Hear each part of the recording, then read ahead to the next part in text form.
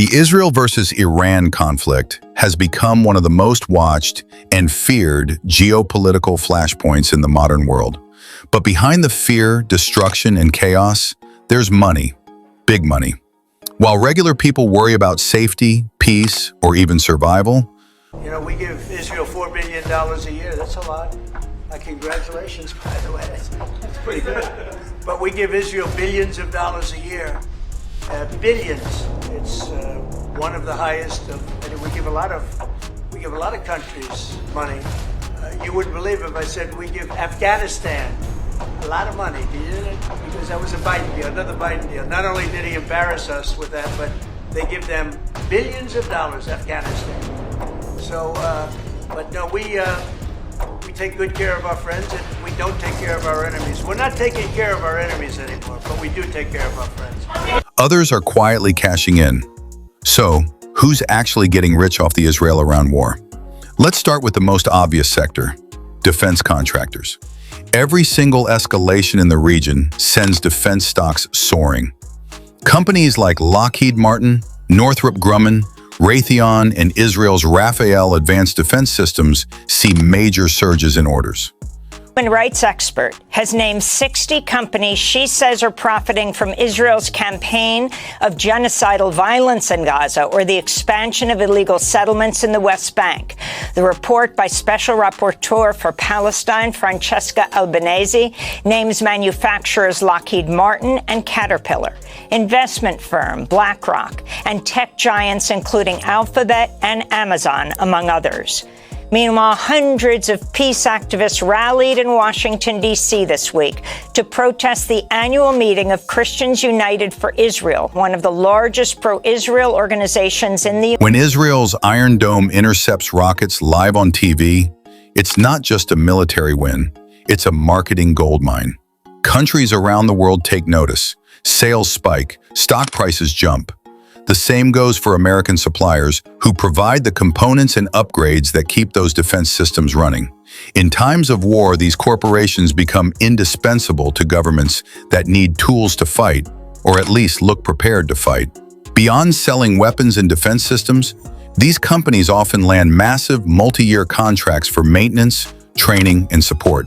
These deals sometimes exceed billions of dollars and include everything from spare parts to software upgrades.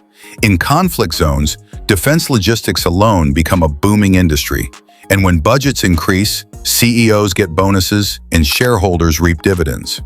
These profits don't just benefit companies, they get funneled back into political lobbying, marketing, and even foreign policy influence. Then there's the oil market. War in the Middle East always sends oil prices higher. Even the threat of war between Israel and Iran, two countries located near key shipping routes, can cause crude oil futures to skyrocket. Who benefits?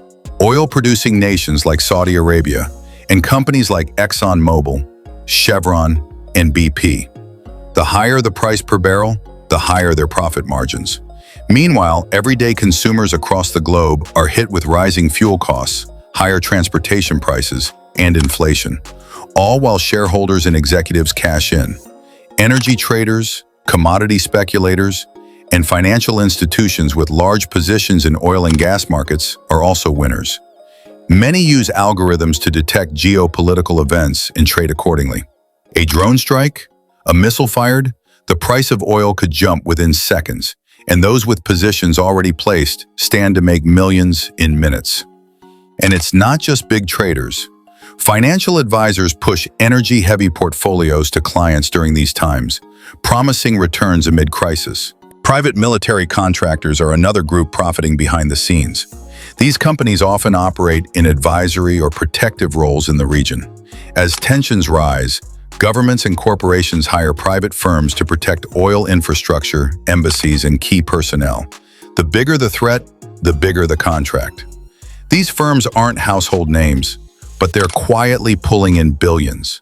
Companies like Dynacor, Academy, formerly Blackwater, and G4S secure lucrative contracts, often backed by taxpayer dollars, to act as unofficial soldiers in dangerous places. Many operate with little oversight, and some have been linked to controversial operations, yet their profits continue to rise with each new escalation. Intelligence and surveillance tech firms are also seeing a windfall. Drones, cybersecurity software, satellite imagery systems, and AI-based threat detection tools are in massive demand. Israel is a global leader in cybersecurity, and every time its digital defenses make headlines, investors pour into companies like Check Point, NSO Group, and others. Meanwhile, Western nations upgrade their own systems in anticipation of spillover threats, feeding even more money into the sector. These technologies are also used for domestic surveillance, crowd control, and border security, creating long-term revenue streams even after the war ends. Let's not forget the media. War coverage drives viewership. Viewership drives ad revenue. Major networks, both Western and Middle Eastern, experience a boom in engagement when conflicts erupt. Round-the-clock war reporting brings in millions in advertising dollars. Online platforms see surges in traffic and content engagement. Creators, analysts, influencers, even YouTubers are monetizing war content, often without ever setting foot in a conflict zone. Some have turned live conflict tracking into a business model, complete with sponsors, super chats, and merch sales. And because the algorithm rewards controversial and emotionally charged content, coverage often becomes more intense, further fueling interest and profits. Politicians and lobbyists benefit too. Heightened tensions lead to increased military budgets.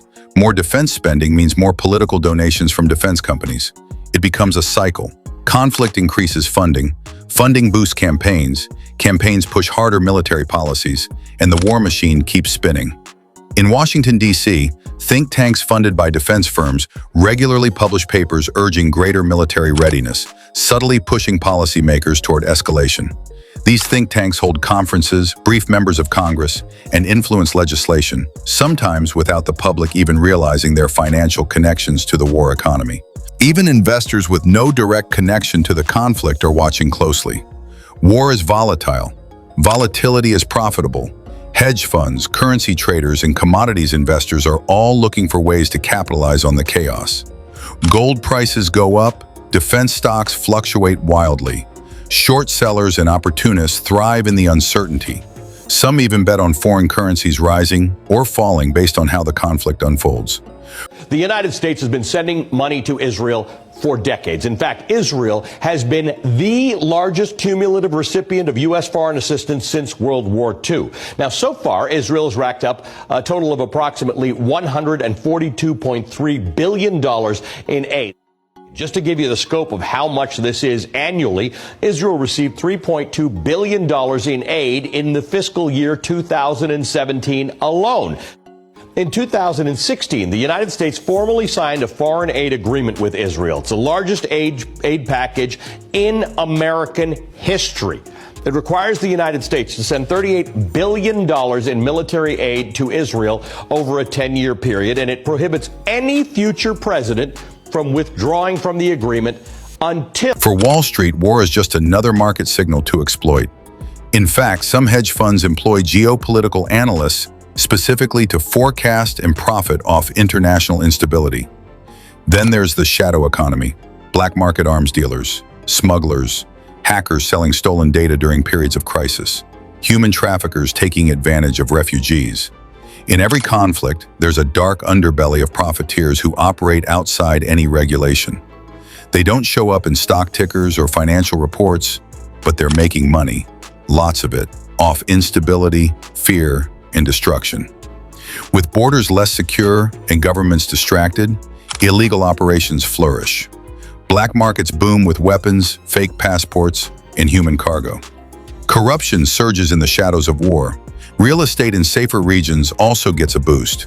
Wealthy individuals from conflict zones often move their money into foreign property markets, places like Dubai, London, or Istanbul. As fear spreads, so does capital flight. Real estate developers and financial advisors in these cities see opportunity in turmoil. They market stability and security to the elite trying to escape the storm. Luxury property in neutral or stable countries suddenly becomes a haven, and demand drives up prices. Some buyers never even visit. Homes become investment bunkers. Let's not overlook tech companies involved in AI-based war simulation, training, and logistics planning. Companies that help militaries predict enemy movement, simulate battles, or analyze terrain data are increasingly vital. These firms have clients in NATO, Israel, and beyond. And as the military-industrial complex evolves, so too does the digital infrastructure supporting it. It's important to understand that not everyone making money from war is doing something illegal or immoral. Many are simply players in systems designed to respond to global conflict, but that doesn't make it any less disturbing. Because at the heart of it, we're reminded of an old truth. In every war, some people die, some people suffer, and some people get rich. So while civilians brace for the next missile strike and diplomats scramble for peace, there are people quietly celebrating rising profit margins. The Israel-Iran conflict is tragic, yes, but it's also profitable for the right people in the right positions. And that uncomfortable truth should make us question not only the politics of war, but the business behind it. Because when conflict becomes commerce, peace becomes bad for business. And until that changes, war may always find new reasons to keep going. And as long as there are billions to be made, you can be sure there will always be someone, some company, some lobbyist, some investor, ready to fuel the fire. The world watches in horror, but in certain boardrooms, in political offices, and behind closed doors, war is just another day at the office. The only question left is, how much longer will we let profit decide who lives and who dies?